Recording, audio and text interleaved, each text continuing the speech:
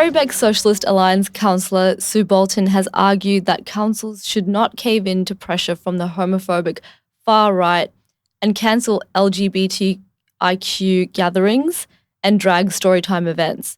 A number of events aimed at promoting inclusivity in Victoria have been cancelled after threats from anti-LGBTIQ campaigners, including neo-Nazis, United Australia Party representatives, and other far-right groups. Bolton argues that the cancelling of these events is threatening free speech and that councils should actively show solidarity with vulnerable communities.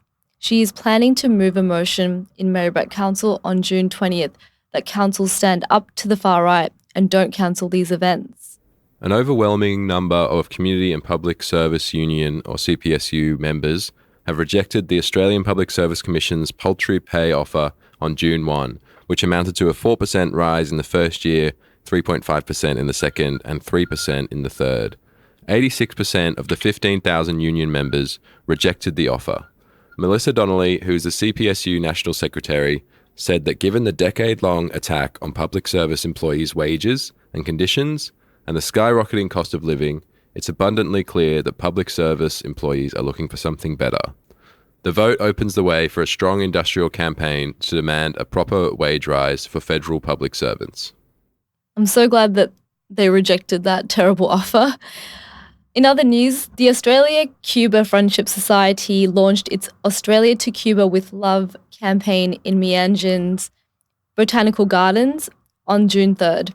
Campaigners aim to help end the US blockade of Cuba and to raise money for medical equipment in Cuba by walking, cycling, dancing or running 14,886 kilometres, the distance between Australia and Cuba over 8 weeks. Last year, more than 60 people helped raise more than $25,000 for medical equipment. Supporters can pledge money or sign up to participate online. We've been reporting on the crisis in Sudan, driven by the war between the paramilitary Rapid Support Forces and the Sudanese Armed Forces on the podcast over the last few weeks. And the Sudanese diaspora in Australia has been out on the street protesting, chanting "No militia, no Burhan, peace and justice for Sudan" at a solidarity rally in Mianjin on June 3. Abdel Fattah al-Burhan is the general leading the Sudanese armed forces, and the rally was opened by 4 young women who were expressing the heartbreak and shock of the Sudanese community. One said that it's difficult to find the words to describe the circumstances, and another said that home is now unrecognisable. You might have seen that Indian Prime Minister Narendra Modi has been in Australia recently holding a Trump-like stadium rally for the Indian diaspora with Prime Minister Anthony Albanese making an appearance. But Modi is an authoritarian leader who has viciously targeted minority religious groups in India, supporting the rise of Islamophobic violence and targeted activists and journalists. On the podcast feed, we have an interview with Clifton Desario from the Communist Party of India Marxist-Leninist Liberation, who explains the rise of the Modi government and his aspiration to turn India into a Hindu supremacist fascist state, as well as the popular resistance and protest movements against his government. Desario is a featured speaker at the upcoming Eco-Socialism 2023, A World Beyond Capitalism conference that Green Left is hosting on July 1st and July 2nd. One of the panels he is addressing is about Modi's India, titled "The Fight for Democracy in India, Is Modi Fascist?" So check out the podcast interview and get your tickets for the conference at ecosocialism.org.au. And now let's hear what's happening around the world.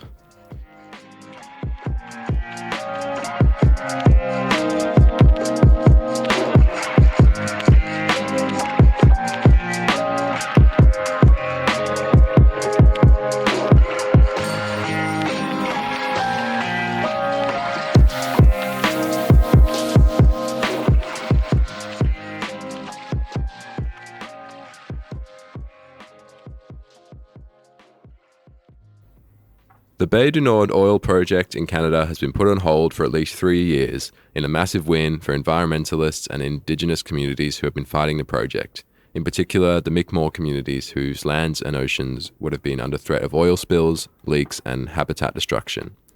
Some believe the withdrawal of the project is a ploy to win more government funding for the project or to get the government to accept aspects of construction taking place elsewhere where labour is cheaper.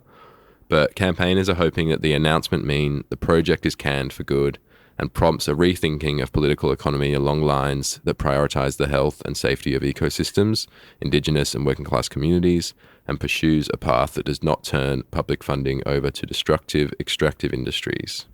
Over to Brazil, and Green Left's Federico Fuentes has spoken to Israel Dutra from the Brazilian Socialist Left movement within the Socialism and Liberty Party, or PSOL.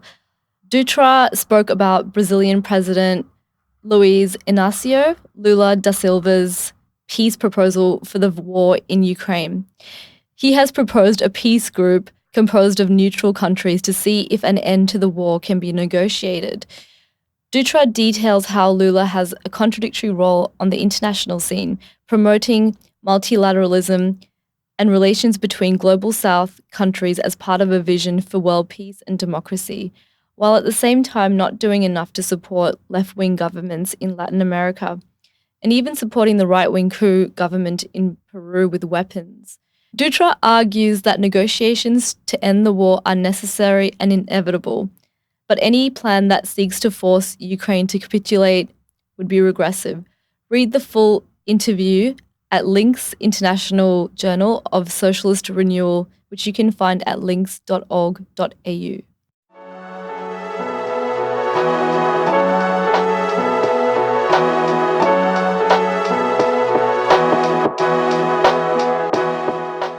Eco-Socialism 2023, A World Beyond Capitalism, is coming up on the weekend of July 1st and 2nd in Naarm at Victorian Trades Hall. The first day will open at 10 a.m. with a panel titled Fight Climate Change, Not War, featuring international and local climate and anti-war activists. Then at 2 p.m, keynote speaker Kohei Saito will speak via video link on Towards the Idea of Degrowth Communism.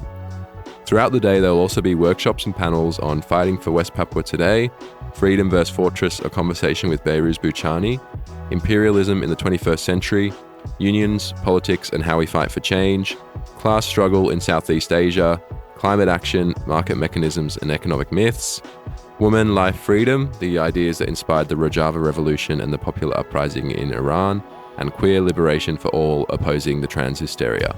The second day will begin with sessions on Myanmar's Spring Revolution and the Rohingya genocide, capitalism in crisis, patriarchy and the origins of women's oppression, and climate justice and the Global South. The fight for democracy in India is Modi Fascist starts at 11:30 a.m, and there will be sessions on artificial intelligence, capitalism and liberation, caste and class in India today, relevance of Marxism for the 21st century, fighting for First Nations justice and sovereignty, and the final panel on reconceptualizing revolution in the age of the climate emergency at 4 p.m. Yeah, check out the full agenda, including who's speaking at each panel and more information on each session at ecosocialism.org.au.